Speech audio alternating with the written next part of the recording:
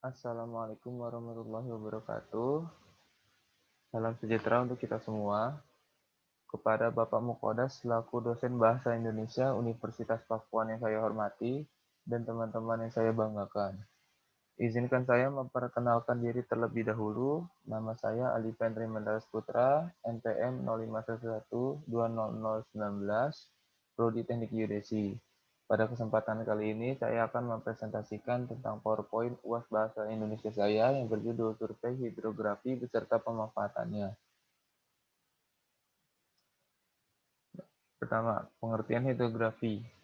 Hidrografi menurut International Hydrographic Organization atau IHO adalah ilmu tentang pengukuran dan penggambaran parameter-parameter yang diperlukan untuk menjelaskan sifat-sifat dan konfigurasi alas dasar laut secara tepat, hubungan geografis dengan daratan, serta karakteristik-karakteristik dan dinamika-dinamika lautan. Secara mitologi,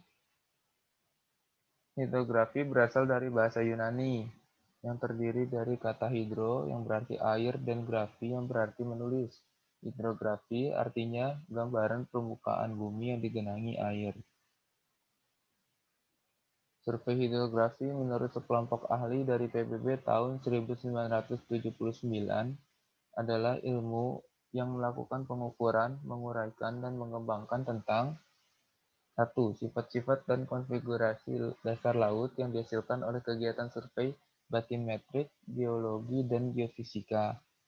2. Hubungan geografis antara laut, perairan, dengan daratan terdekat yang dihasilkan dengan kegiatan positioning dan garis pantai. Yang ketiga, sifat dan dinamika laut yang dihasilkan lewat pengukuran, pengamatan pasang surut arus laut, gelombang, dan sifat fisik laut. Sejarah survei hidrografi. Kata hidrografi merupakan terapan dari bahasa Inggris hydrography yang secara etimologis hydrography ditemukan dari kata sifat dalam bahasa Prancis abad pertengahan hydrographie sebagai kata yang berhubungan dengan sifat dan pengukuran badan air.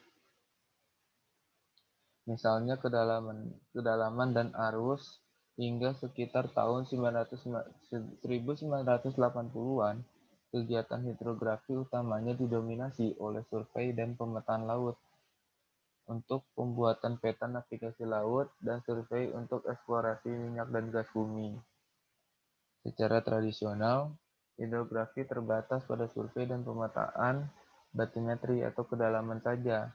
Namun, seiring berkembangnya teknologi masa kini, tuntutan terhadap keilmuan hidrografi pun semakin berkembang. Definisi hidrografi lama atau tradisional tahun 1960, yaitu hanya terbatas pada pengertian survei dan pemetaan batimetrik disertai penentuan posisi yang berkaitan dengan pemetaan batimetri itu sendiri. Dari definisi tersebut, ahli hidrografi, ahli oceanografi, ahli geofisika, dan ahli geologi mengelompokkan kegiatan hidrografi ke dalam 3 kegiatan, yaitu pertama pantai atau coastal, yang di dalamnya berupa pengembangan pelabuhan, masalah erosi pantai, penggunaan jasa pelabuhan, pemeliharaan keamanan lalu lintas pelayaran pantai. Yang kedua, lepas pantai atau offshore yang di dalamnya terdapat pengadaan data dan informasi hidrografis, kelanjutan dari zone pantai atau coastal zone sampai dengan kedalaman 200 meter, pertambangan sumber daya alam mineral termasuk hidrokarbon, dan pengadaan data untuk informasi manajemen perikanan. Yang ketiga, lautan bebas atau oceanic, yang di dalamnya terdapat pengadaan data dan informasi di daerah laut bebas, mencakup pengadaan data dan informasi di daerah lautan dalam untuk menggambarkan geomorfologi dasar laut. Yang ketiga, pengembangan survei hidrografi. Keilmuan hidrografi adalah salah satu cabang ilmu terpakai yang berkaitan dengan pengukuran dan penjelasan fitur-fitur laut dan wilayah pesisir untuk keperluan pelayaran dan semua keperluan aktivitas kelautan lainnya, termasuk diantaranya aktivitas lepas pantai, penelitian, perlindungan lingkungan, dan pelayanan prediksi. Secara khusus, ruang lingkup keilmuan hidrografi menurut standar IHO atau International Hydrographic Organization dibagi menjadi 7, yaitu yang pertama ada pemetaan laut, yang kedua ada pengelolaan kawasan pesisir, yang ketiga survei seismik lepas pantai, yang keempat survei konstruksi lepas pantai, yang kelima penginderaan jauh ke lautan, yang keenam perairan pedalaman, dan yang ketujuh militer. Kelompok keilmuan hidrografi pun membangun diri untuk dapat menjadi jawaban atas permasalahan yang timbul di era ini, khususnya dalam masalah perairan danau, sungai, laut, dan daerah sekitarnya. Dalam keilmuan ini dirumuskan dalam 3 pola pengembangan yang diharapkan mampu menjawab tantangan masa kini. Ketiga hal tersebut antara lain, yang pertama, pengembangan keprofesian. Ini memang menjadi domain utama keilmuan ini, secara khusus dalam menerapkan aplikasi hidrografi di dalam 6 ruang lingkup keilmuan ini. Yang pertama ada pemetaan laut, yang kedua pengelolaan kawasan pesisir, yang ketiga survei seismik lepas pantai, yang keempat survei konstruksi lepas pantai, yang kelima pengendaraan jauh ke lautan, dan yang keenam perairan pedalaman. Yang kedua ada pengembangan komunitas dilakukan sesama keilmuan hidrografi. Dalam hal ini masyarakat hidrografi Indonesia atau HMAI untuk level nasional dan International Hydrographic Organization atau IHO untuk level internasional. Pengembangan komunitas juga dilakukan dengan rumpun keilmuan teknik geodesi dan geomatika. Dalam hal ini, kelompok keilmuan geodesi, kelompok keilmuan survei dan kadaster, dan kelompok keahlian penginderaan jauh dan sains. Juga pengembangan komunitas dengan keilmuan atau disiplin dengan ilmu lain yang saling mendukung. Yang ketiga, ada pengembangan inovasi, sains, teknologi, dan seni. Untuk pengembangan inovasinya berupa ide-ide baru yang dapat menunjang tinggi aplikasi keilmuan ini. Yang untuk pengembangan sainsnya dilakukan berdasarkan teori-teori yang diterapkan khususnya untuk penelitian, misalnya di dalam riset yang dilakukan oleh dosen dan dibantu oleh mahasiswa. Untuk pengembangan teknologi dilakukan dalam menunjang pekerjaan-pekerjaan yang menuntut efisiensi waktu, biaya, dan tenaga. Misalnya, pengembangan perangkat lunak untuk mempermudah pengolahan data, analisis, dan lain-lain.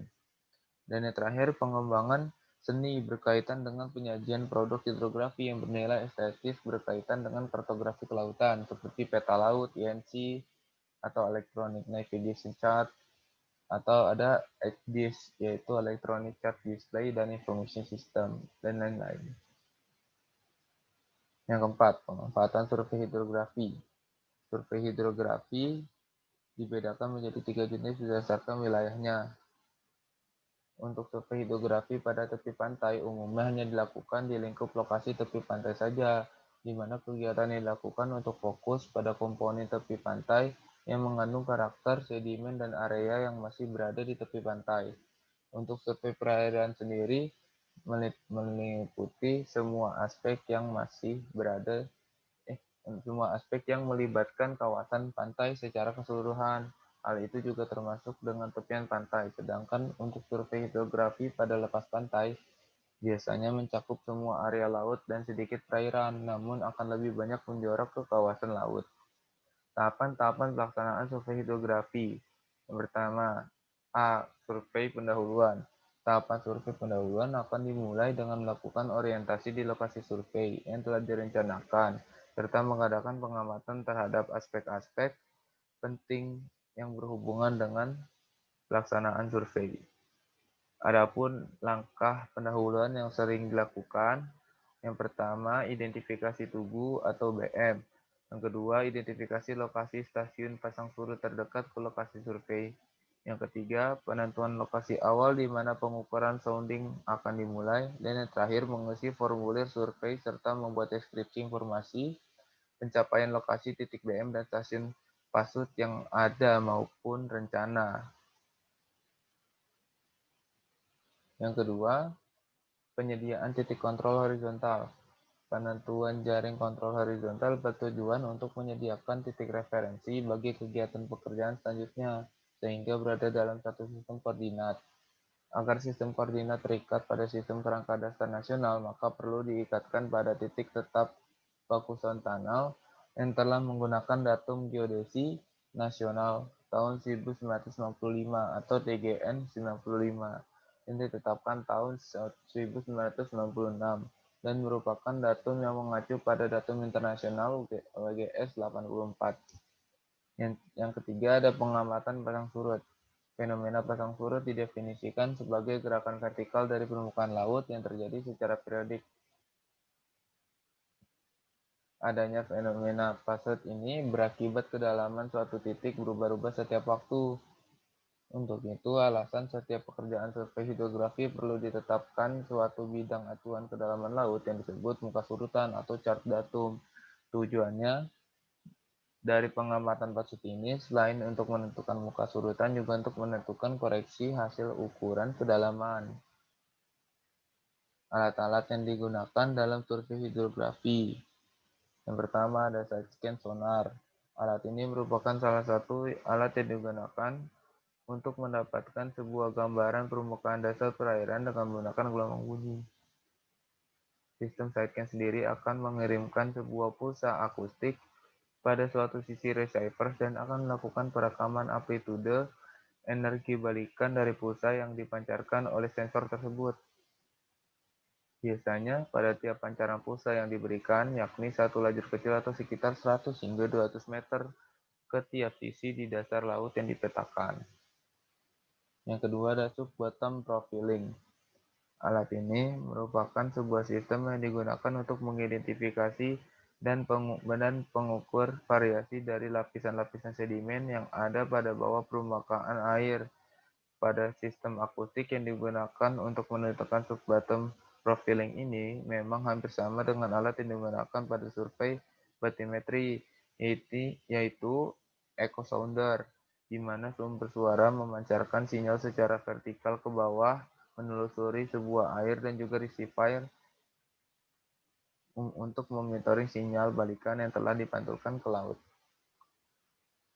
Yang ketiga, ada multi-beam echo sounder. Alat ini merupakan alat yang digunakan untuk menentukan sebuah kedalaman laut dengan menggunakan sebuah cakupan area dasar yang luas. Tentu saja, prinsip dari penggunaan alat ini berdasarkan pada pancaran pulsa yang dihasilkan secara langsung ke arah dasar laut. Setelah itu, energi akustik yang dipantulkan kembali ke dasar laut.